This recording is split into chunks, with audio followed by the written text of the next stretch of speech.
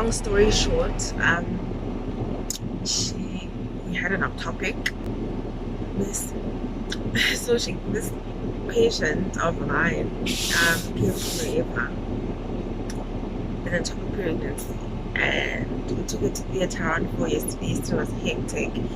Like I'm tired, like mess. Anyways, I'm also waiting for the ice on my car. It's taking so long. Anyways, I don't know if she's dead. I don't know how she is, but it's just a mess because of this COVID. You have to wait for PCRs to come out for patients to be taken to ICU. ICU takes like 5 patients maximum to COVID. What else? The lab wasn't working because the system was down, as always. And yeah, so we just had to put her on like BiPAP or CPAP. Mess. You mess. So yeah, I'm still waiting for this ice to melt. I don't know what's gonna happen to the ice at the back of my car. I don't know. What should I do? Let me try the water. Okay, that's better. Oh, that's better. Okay, that looks so much better. So I came back from home around 3 o'clock after being with this patient for the past, I don't know, 8 hours, because she just got pulmonary edema. I've never had this happen to a patient. Literally post-op, she just got pulmonary edema. It was the weirdest thing. Like, she couldn't breathe, throats were dropping. Though she's bleeding, she wasn't bleeding. I think it was just pulmonary edema. She was coughing up like frothy sputum. X-ray was bad. We were doing the most. Gosh, I'm tired. Literally, this was the worst 24-hour call that I've ever had. Like, ever. Yeah, even during the day, I was at the hospital like the whole entire time. I'm just waiting for the ice and let me just drive. I just hope she's alive, guys, because you know, an ectopic is a maternal death. A maternal death is unacceptable in life generally, and yeah, it teaches them, but I documented everything. That's why people don't like ONG, because wow, the fact that you have to like document stuff, and the fact that you have to like you know, explain yourself. It's a mess. It's a mess. I think that's the only reason why I wouldn't. It's one of the probably 2 reasons why I would not do obs and gynae, and it's the fact that I have to explain myself and, you know, be taken to court. It's better now. So I think just the legal implications of like,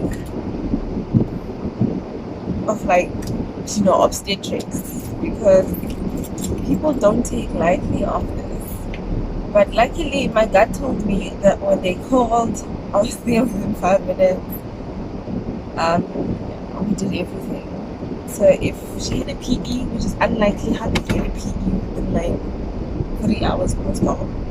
That's also quite unlikely, but yeah, we covered for everything. I don't know, I just hope she's alive. I'm literally just like, oh, not my safety belt.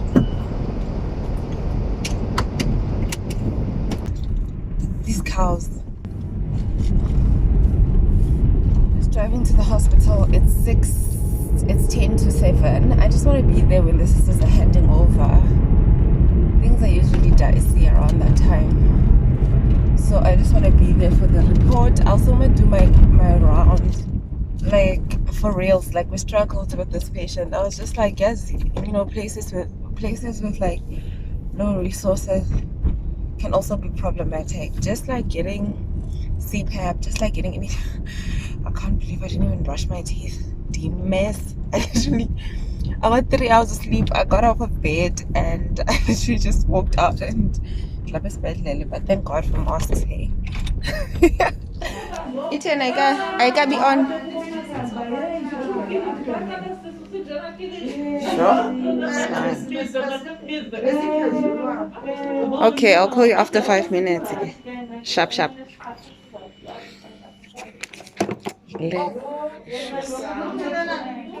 Ooh, so I'm on my way to the lab. Luckily the system is on. Here, the blood PCR is negative, so it just doesn't have COVID. So ICU said that they're gonna prepare a bed for her. Nice. So I'm pretty happy about that, guys. Yo, I'm quite happy about that. So it is 8 o'clock on a Sunday morning. I'm done. Patient got ICU bed. I did the round. I'm happy. We all happy. Don't judge me for drinking a Coke at the yo.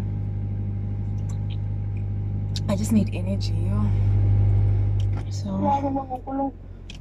let me go home.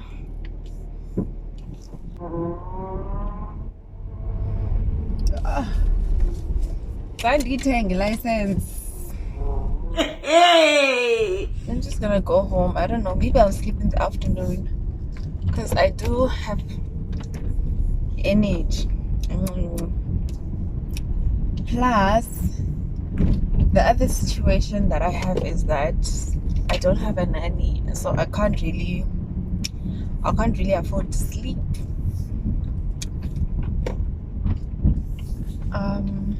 Yeah. So I just need to do a couple of things: clean, cook, wash the kids, feed the kids. I don't know. I'll sleep in the afternoon. I will sleep in the afternoon. Hi guys, so because I didn't want to have another set of forced twins, I decided to get the Implanon inserted, which lasts 3 years.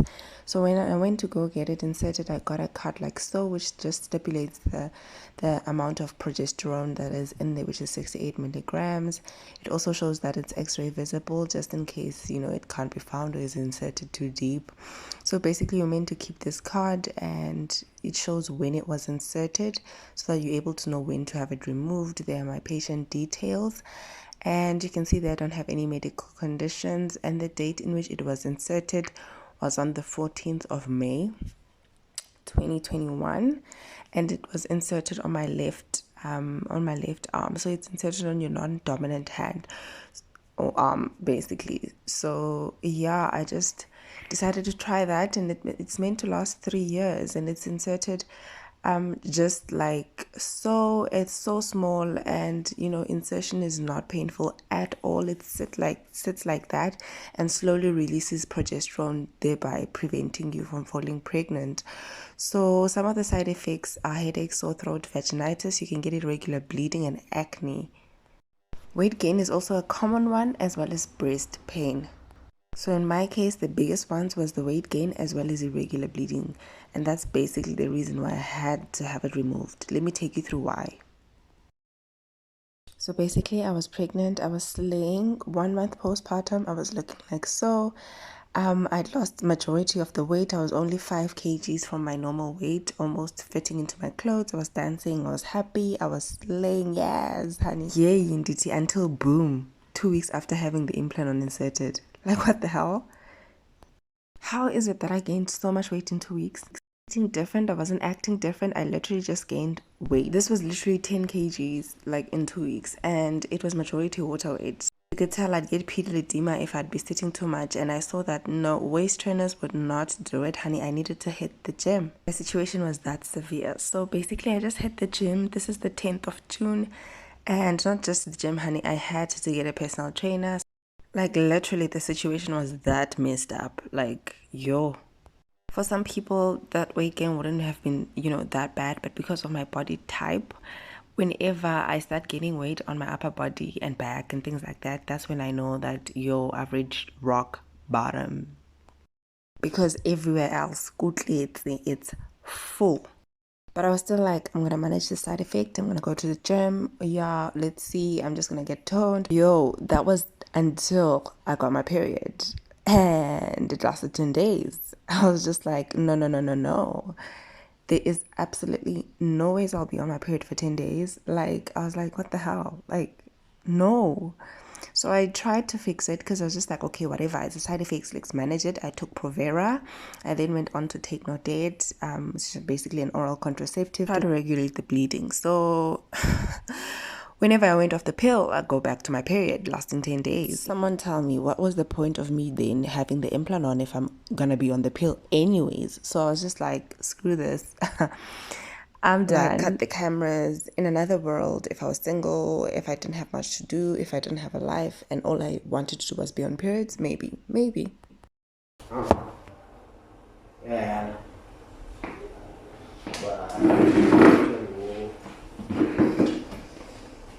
Nalba ngiyafela ke le profit umvideo ayiphuza evidweni yabo hayi Ngayifaka kahle manje. uyayifaka Can't zange ngive no kuna painful. the same The same scar. but ke nina na problem with face.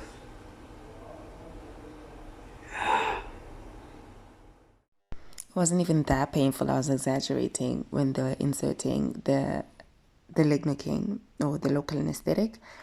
But yeah, so that's just to numb the area so as to make a small cut and basically just pull out the rod. Warning, this is not for sensitive viewers. Anyways, so he goes on to make a cut. I couldn't feel anything, and yeah, it was just creepy just looking at someone cut me, even though I could not feel the pain. And yeah, the cut was not even deep because the implant is just beneath the skin. That's how you can tell that it was properly inserted.